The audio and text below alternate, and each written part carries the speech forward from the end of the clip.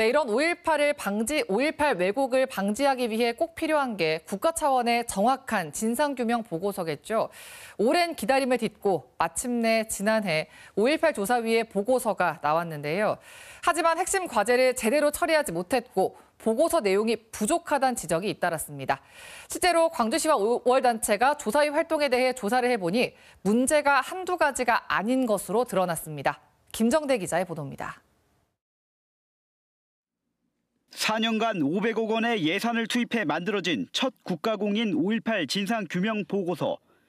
기대와 달리 핵심인 발포 명령자 규명과 암매장, 행방불명자 문제 등을 매듭짓지 못하면서 지역사회에서는 급기야 보고서 폐기를 촉구하는 목소리도 나왔습니다.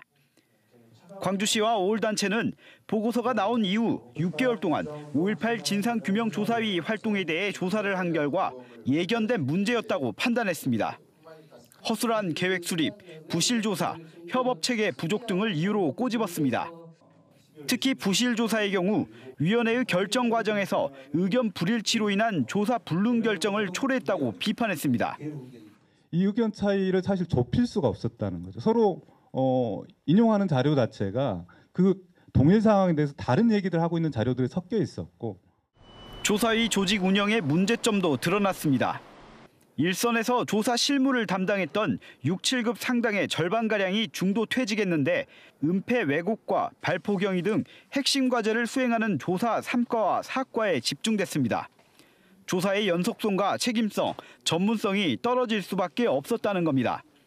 미완의 조사가 국가공인 보고서라는 권위를 앞세워 오히려 5.18 왜곡과 폄훼의 수단으로 이용되는 것은 아닌지 우려하는 목소리도 나왔습니다.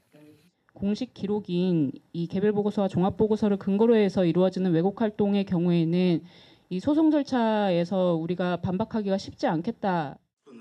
다만 과거 어느 때보다 방대하고 공신력 있는 5.18 자료를 확보했다는 점과 압수수색 영장 청구권 등 강력한 법적 권한을 갖춘 것은 성과로 평가됐습니다.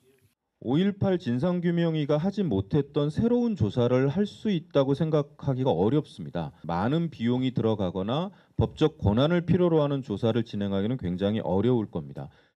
이날 토론회에서는 부실 조사를 초래한 5.18 진상규명조사위에 대해 국정조사를 통한 책임 추궁이 필요하다는 주장도 제기됐습니다. KBS 뉴스 김정대입니다.